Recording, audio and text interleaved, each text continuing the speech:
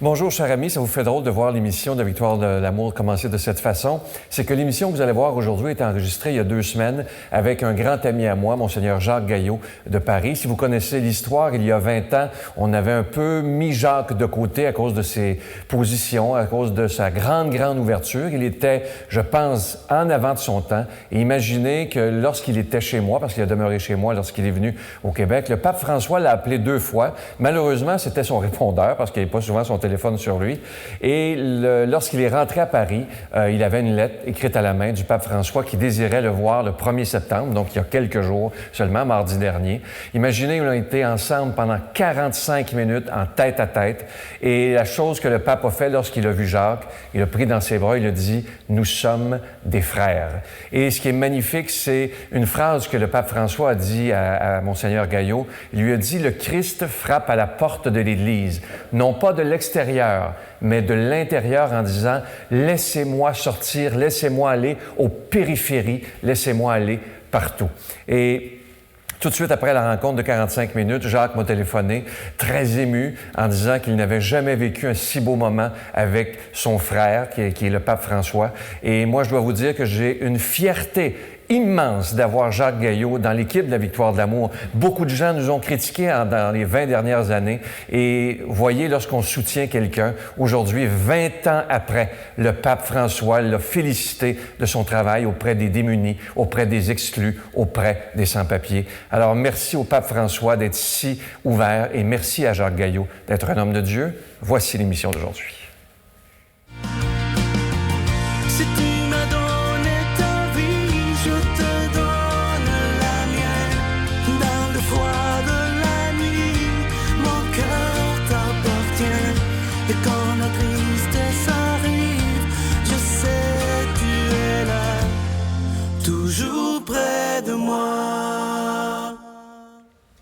Bonjour, Sœur Angèle. Bonjour, Sylvain. Comment allez-vous? Très bien.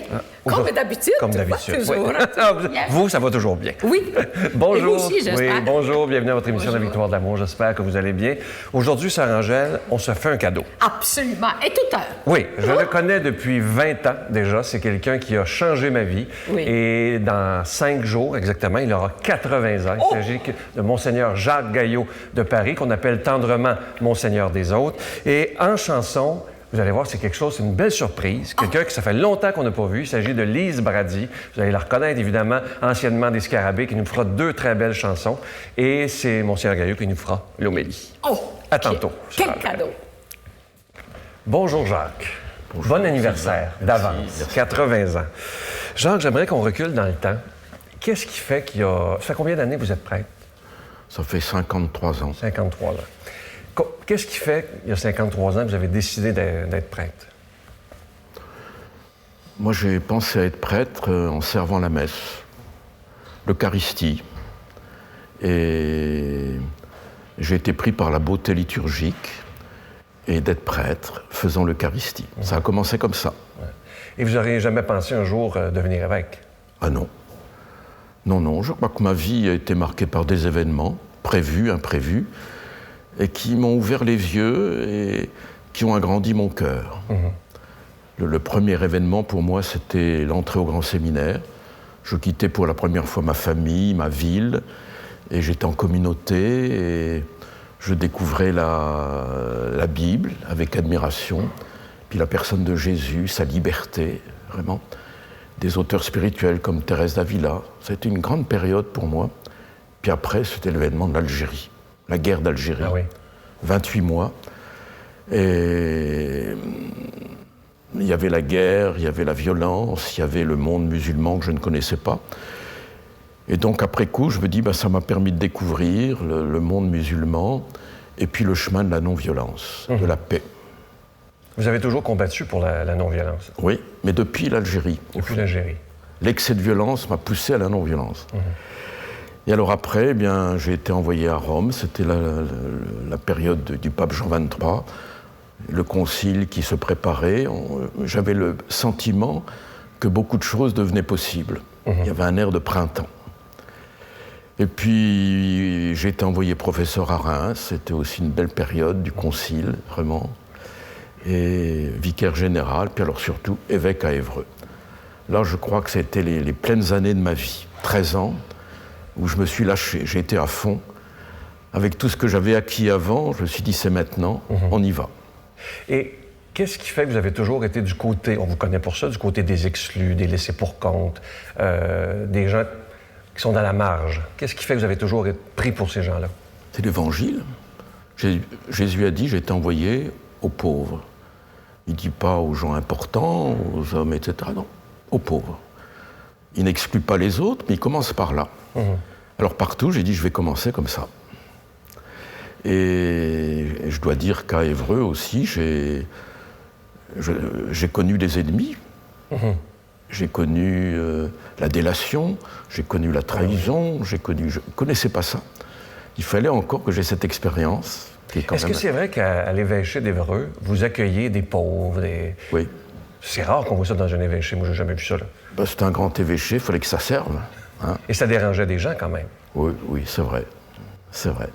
Et à force de toujours être du côté des exclus, du côté même des divorcés, remariés, tout ça, ça vous a coûté cher. Oui. Qu'est-ce qui est arrivé en 95 pour certaines personnes qui ne le sauraient pas peut-être? Ce serait étonnant. Écoutez, je crois que je parlais quand même beaucoup dans les médias et je devenais vraiment insupportable. Et donc la meilleure manière de résoudre le problème, c'est de me faire taire. Et pour faire taire quelqu'un, on lui enlève sa responsabilité. Je crois qu'à Rome, ils ont eu raison.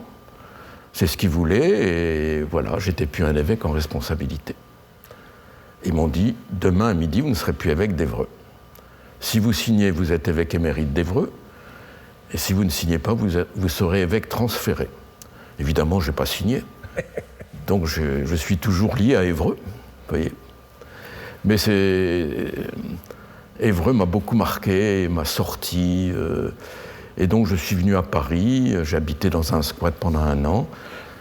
C'est une autre vie qui a commencé, et un autre peuple, vous voyez. Mais vraiment la périphérie, comme dirait le pape François. J'étais dans la périphérie carrément. Moi, je me souviens quand lorsqu'on est allé, il y a plusieurs années, sur la rue du Dragon, à Paris, où je vous ai vu vivre avec vraiment des itinérants, des pauvres, Ça m'avait tellement bouleversé de voir un évêque. Je me souviens, vous étiez assis par terre avec eux. Qu'est-ce qui vous a marqué chez ces gens-là? Parce qu'il y avait des musulmans, il y avait toutes les religions là-dedans. Là. Oui, on est à peu près 300. Alors, c'était quelque chose, je vous le dis.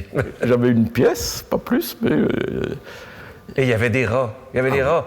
Ben ça, c'est vrai. Ah, c'était... Comment vous avez fait, je ne sais pas. Il n'y avait pas de chauffage. Oui, c'est vrai. Eh bien, je veux dire qu'ils étaient accueillants. Quand je suis arrivé, là, la première fois, une famille qui m'a dit « Ce soir, vous mangez avec nous, hein, on vous fait la popote. » J'ai été manger. Vous n'étiez pas dans un palais épiscopal. Il n'y avait pas assez d'assiettes, en fait. Mais ils étaient gentils pour moi. Ils prenaient soin de moi. Ouais. Et ils étaient chargés de ma sécurité, de faire qu'il n'y ait pas trop de monde qui vienne me voir, vous voyez. Alors, il y avait toujours une garde à l'entrée de la rue du Dragon. Et ils avaient trouvé quelque chose de merveilleux. Ils avaient dit, Jacques Gaillot, il est parti à Rome. Alors là, les gens, ah bon. S'ils disaient, voilà, il est parti, il va revenir, ça ne marchait pas, je dis, vous exagérez quand même. Ouais. Et votre plus grand combat, ça aurait été quoi pendant vos 80 ans? Parce que vous en avez eu beaucoup, des combats, vous en avez encore. Oui, je crois que le combat peut-être le plus long, le plus dur, c'était avec les sans-papiers. Les sans-papiers. Parce que c'est un combat qui dure. Alors il faut voir les politiques. J'ai écrit un livre d'ailleurs contre les lois Pasqua à l'époque, qui m'a coûté cher ce livre d'ailleurs. Et bon, c'était un combat difficile. Et est-ce que lorsque vous avez été démis de vos fonctions à Évreux, avez-vous vécu de la colère face à l'Église ou pas du tout? Ben, écoutez, non. J'avais une grande paix à Évreux, grande paix intérieure, vraiment. J'ai vécu, c'était mes grandes heures à Évreux, mon départ. Ah oui. Et la cathédrale, la messe, la dernière messe à la cathédrale était vraiment magnifique. Ma plus belle messe, c'était mon départ. Ah oui. Et 20 000 personnes. Oh là là. Beaucoup dehors, dedans, des musulmans, il y avait tout le monde. Une messe de Pentecôte. C'était beau. Et j'ai vécu bien ces journées de départ, vraiment, en paix. En paix. Et comment expliquer que les chrétiens vous aiment, les musulmans vous aiment, les athées vous aiment? Moi, j'ai marché avec vous à Paris et je vois les gens qui, peu importe la religion, vous saluent. Comment vous expliquez ça? Ben, écoutez, parce qu'ils me sentent avec eux, si vous voulez. Il y a beaucoup de gens quand même qui connaissent l'exclusion. J'ai un bon passeport de l'Église, c'est-à-dire, ben, voilà, vous avez un évêque exclu, il est à vous. Donc il y a beaucoup de sympathie, de dire on vous a fait ça, mais on est avec vous. Je voyais l'autre jour dans le métro un homme qui a 60 ans. Il me dit, c'est bien vous qui êtes évêque d'Évreux? Je dis oui, oui. Il me dit, je suis de Marseille. Quand j'ai appris cette décision, ce qu'on a fait contre vous, j'ai pleuré. Un homme de Marseille. Les gens ont vraiment vécu ça comme si j'étais de leur famille. Oui, comme un frère. Oui. Et croyez-vous, avec le recul maintenant, je sais que vous avez une grande admiration, comme moi d'ailleurs, pour le pape François, si ça avait été François à l'époque, ça ne serait pas arrivé, ça? Non. Parce que François, vous pensez exactement comme lui, il est périphérie. Oui. Je crois que François, c'est un pape formidable. Formidable. Il ne ressemble à aucun autre. Et c'est un cadeau pour le monde et pour les églises. Vraiment, c'est un homme pour l'humanité et qui fait bouger les lignes. Et le fait qu'il a pris le nom de François, ça prouve qu'il veut réformer, comme François d'Assise, une réforme radicale au plan de l'Évangile. Ça, c'est sa volonté. Est-ce qu'il réussira? Je ne sais pas.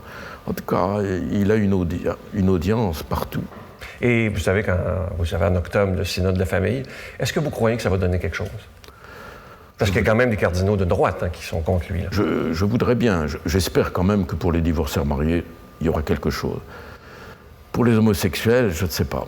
Je voudrais bien quand même, parce que c'est des exclus aussi, d'une certaine façon. Mais la bataille sera rude. Oui. Et en terminant, il ne me reste pas beaucoup de temps. Hier, au souper, vous m'avez dit, et là, j'ai sursauté, que même à la fin de votre vie, vous ne voulez pas donner de trouble à personne, vous voulez continuer à faire le bien. Est-ce que j'ai bien compris que vous donnez votre corps à la science? Oui. Oui. C'est quand même le premier évêque, je pense. Je n'ai jamais vu ça. Écoutez, j'ai appris qu'on manquait de corps à l'école de chirurgie de Paris, pas loin d'où je suis. Ben, j'ai dit, on peut servir aussi les gens après la mort. Les générations futures. On sert les gens pas simplement quand on est vivant, mais peut-être qu'on peut rendre service quand on meurt. Donc, dès que je meurs, on m'amène à l'école de chirurgie et on dispersera mes cendres dans le quartier des pauvres. Vous êtes unique, Jacques, vraiment. Bah, écoutez. En terminant, je veux vous dire merci. Merci d'être ce que vous êtes. Et je veux dire aux gens aujourd'hui que depuis 20 ans qu'on se connaît, si je ne vous avais pas eu dans ma vie, je ne suis pas sûr que j'aurais tenu pendant 20 ans. Ah non, mais même si 6000 kilomètres nous séparent, je sais qu'on est très proches. En tout cas, c'est la dernière fois que je viens. Ça, vous savez, ça fait 20 ans que Jacques vient au Québec et à chaque fois qu'il rentre dans mon auto, la première phrase qu'il me dit, « Sylvain, c'est la dernière fois. » Ah oui. Alors, je ne le crois plus maintenant. Je vous offre une très belle chanson interprétée par Lise Brady. Écoutez bien les paroles parce que vous êtes un homme qui a toujours fait les choses avant son temps. C'est un peu ce que ça dit. « Pour vivre ma vie. »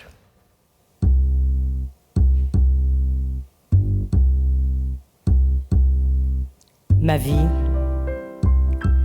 va-t-elle finir sans que je ne sorte de l'ombre? Ami, laisse-moi te dire, avant que le rideau ne tombe, comment, seul dans la foule, j'ai su lutter sans compromettre mon âme et ma fierté.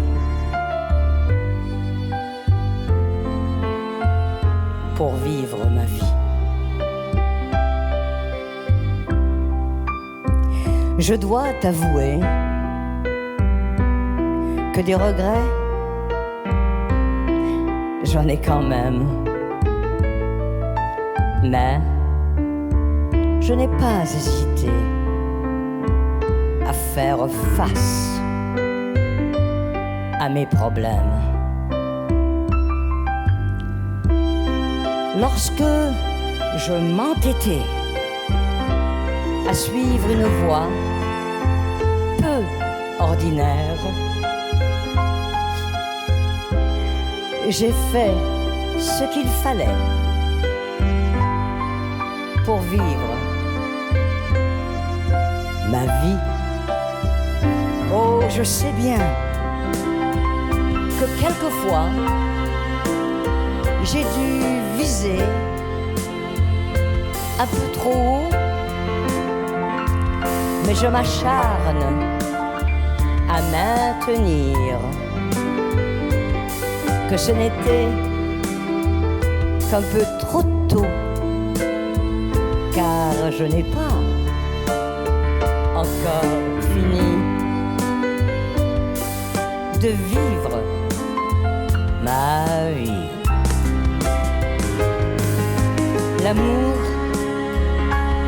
L'amour m'a fait pleurer lorsque je ne pouvais comprendre qu'un jour, sans crier gare, l'amour pouvait tout me reprendre. Mais aujourd'hui, je sais que j'ai vibré, et ça, c'est rare. L'amour, j'en veux encore pour vivre ma vie. Tu n'es personne si tu ne peux dire ce que tu penses quand tu le veux. Moi, sans jamais m'agenouiller, ma vérité, je l'ai criée et je ne pense pas avoir perdu un jour de ma vie. Voilà pourquoi je continue à vivre ma vie.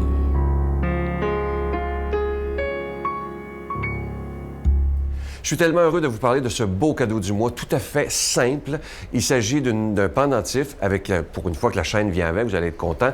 Et la chaîne est en nickel et c'est simplement le nom incrusté, Jésus. Et ce que j'aime, c'est en toute simplicité. Et est-ce qu'on aura cette fierté, le courage de témoigner de notre foi en portant ce pendentif? Moi, je l'ai toujours sur moi, là, vous ne le voyez pas parce que j'ai un gilet, mais je vous rappelle aussi qu'il est déjà béni. Sœur Angèle le porte aussi fièrement. C'est une belle façon discrète de dire notre foi en Jésus. Et moi, je vous remercie de tout cœur de votre générosité. Les derniers mois, vous le savez, l'été, c'est toujours difficile. Alors, ça a été très difficile l'été dernier. Mais moi, je vous fais confiance et je fais confiance totalement à ce Jésus qui est le maître de l'impossible. Et je vous demande, si c'est possible pour vous, de faire un geste afin qu'on puisse continuer d'annoncer Jésus par la télévision. Je vous donne l'adresse. La Victoire de l'Amour, casier postal 120, succursale Boucherville à Boucherville. Le J4B 5E6, je vous la redonne. La Victoire de l'Amour, casier postal 120, succursale Boucherville à Boucherville. Le J4B 5E6. Également par téléphone, par carte de crédit du lundi au vendredi dans le 514-523-4433, 523-4433 ou sans frais, le 1-888-811-9291, 1-888-811-9291 et aussi sur notre site Internet, le www.lavictoiredelamour.org. Moi, je vous remercie de tout cœur de votre prière. C'était vraiment ce qu'il y a de plus important. Merci de votre générosité en ces moments qui sont plus difficiles pour la Victoire de l'amour. Alors, je vous remercie d'avance de votre grande générosité.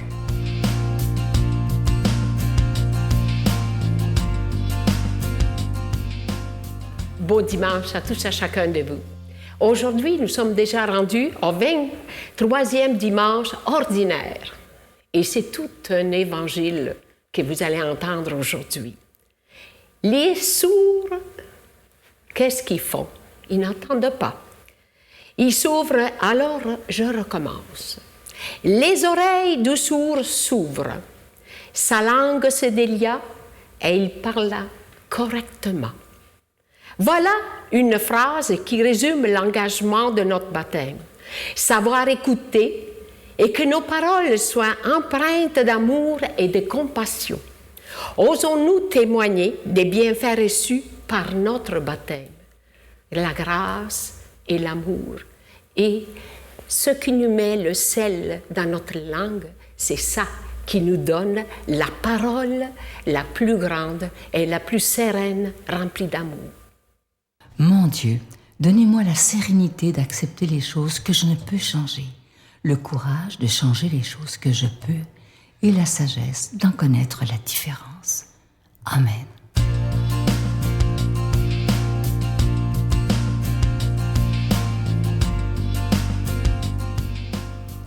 Évangile selon saint Marc. Jésus quitta la région de Tyr. Passant par Sidon, il prit la direction du lac de Galilée et alla en plein territoire de la Décapole. On lui amène un sourd qui avait aussi de la difficulté à parler. Et on lui demanda de poser la main sur lui. Jésus l'emmena à l'écart, loin de la foule, lui mit les doigts dans les oreilles et prenant de la salive, lui toucha la langue. Puis, levant les yeux au ciel, il soupira et lui dit « Ephata », c'est-à-dire « ouvre-toi ». Ses oreilles s'ouvrirent, aussitôt sa langue se délia et il parlait correctement. Alors Jésus leur recommanda de n'en rien dire à personne, mais plus il leur défendait, plus il le proclamait. Très vivement frappé, il disait « Tout ce qu'il fait est admirable. Il fait entendre les sourds et parler les muets. »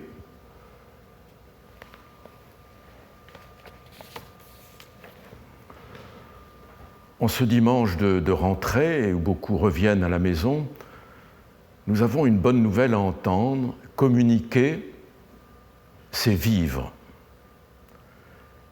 Et il est important de rétablir la communication avec ceux qui n'entendent pas, avec ceux qui sont muets. Et voici que Jésus se trouve dans un pays qui a la réputation du paganisme. Et on le reconnaît, et des gens lui amènent un sourd qui a du mal à parler. Ces gens ne demandent rien, ils disent au maître, pose ta main sur lui. Ce que Jésus ne fait pas. Avec le sourd muet, il s'en va à l'écart de la foule, dans un lieu protecteur, un lieu de discrétion, un espace où la confiance peut renaître. Ils sont tous les deux. Et personne ne peut les entendre. Et voici que celui qui est sourd va entendre les premiers sons.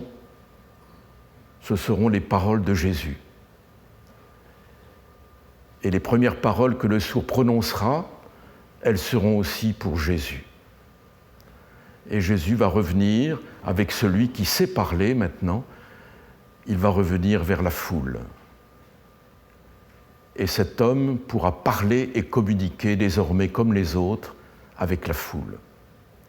Communiquer, c'est vivre.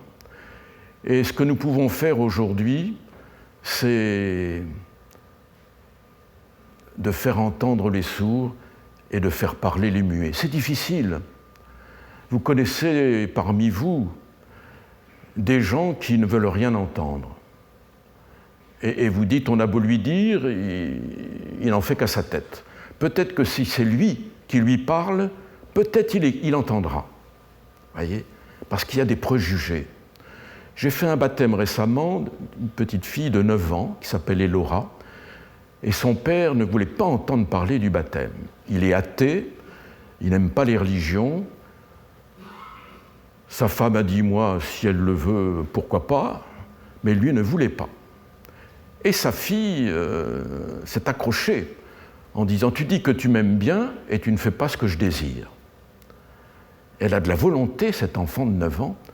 Et un jour, son père a plié, a dit « Bon, écoute, puisque tu le veux, faisons le baptême. » Et moi, j'avais souhaité que les parents puissent faire l'accueil au début et dire pourquoi ils voulaient que leur enfant soit baptisé. Alors lui, l'homme, a accepté, il a lu un papier, et lui qui est fort, il a une petite voix, dit « Écoutez, j'aime tellement ma fille que je veux ce baptême ». Il était ému et la célébration était pour lui un ébranlement. Voilà, faire entendre les sourds et faire parler les muets, c'est peut-être encore plus difficile. Vous connaissez parmi vos proches quelqu'un qui ne parle pas. Moi, je connais dans ma communauté où je suis quelqu'un, c'est le grand silencieux. On ne peut rien savoir de lui. Ou bien dans une famille, quelqu'un, pas d'émotion, il ne se livre pas, il ne garde pas. Et quelquefois, on le voit avec un ami, un proche, où il se met à parler. Il faut que la confiance soit rétablie, comme c'est difficile de faire parler les muets. Eh bien, je vous souhaite, en cette période de rentrée, que la communication puisse faire vivre et que vous puissiez vous-même vous livrer aux autres avec plaisir. Je vous bénis, ainsi que vos familles, de tout mon cœur, au nom du Père et du Fils et du Saint-Esprit. Je vous salue Marie, pleine de grâce. Le Seigneur est avec vous. Vous êtes bénie entre toutes les femmes, et Jésus, le fruit de vos entrailles, est béni. Sainte Marie, Mère de Dieu, priez pour nous pauvres pécheurs, maintenant et à l'heure de notre mort. Amen. Sœur Angèle, on a de la jeunesse sur le plateau aujourd'hui, hein? Moi, je suis fascinée de voir, je suis assez encouragée, vraiment stimulée, parce qu'il y a des 8, il y a des 7, et puis j'ai hâte d'avancer. Ah, ben vous y êtes pas mal. Je vous rappelle évidemment le cadeau du mois de septembre. Sœur Angèle et moi, on le porte fièrement, ce beau pendentif avec l'inscription de Jésus. Super. C'est une belle fierté de le porter. Je vous rappelle que c'est avec un don de 25 $ et 40 $ si vous en voulez deux. Et ce pendentif, il est déjà béni. Et là, je veux m'adresser aux gens du Nouveau-Brunswick et de l'Est du Québec. Vous savez qu'au mois de novembre, on sera chez vous pour une retraite d'une fin de semaine. C'était à la mi-novembre. Vous le voyez au bas de l'écran présentement. Alors, ce sera des beaux moments tous ensemble. Ça fait longtemps qu'on n'est pas allé au Nouveau-Brunswick. Oui. Réservez rapidement à chaque fois qu'on... Oui. Parce que la retraite du mois d'octobre est déjà complète depuis longtemps à Drummondville. Alors, ça va être un plaisir de vous rencontrer. Je vous redonne les numéros de téléphone dans le 514-523-4433 ou sans frais, le 1-888-811-9291. On prend le temps d'écouter une magnifique chanson de Sacha Distel, interprétée par Lise Brady, qui a une voix magnifique. Imaginez, elle a 75 ans. Et écoutez cette belle voix, Magique. La belle vie. Ah.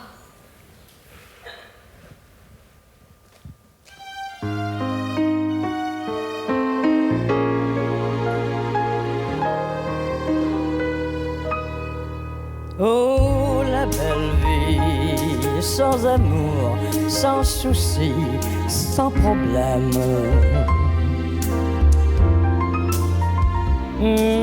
La belle vie, on est seul, on est libre et l'on traîne. On s'amuse à passer avec tous ses copains. Des nuits blanches qui se penchent vers les petits matins. Mais la belle vie, sans amour, sans souci, sans problème. La belle vie, on est seul, on est triste et l'on traîne. Alors pense que je t'aime, et quand tu auras compris, réveille-toi, je serai là pour toi. Alors pense que je t'aime, et quand tu auras compris, réveille-toi, je serai là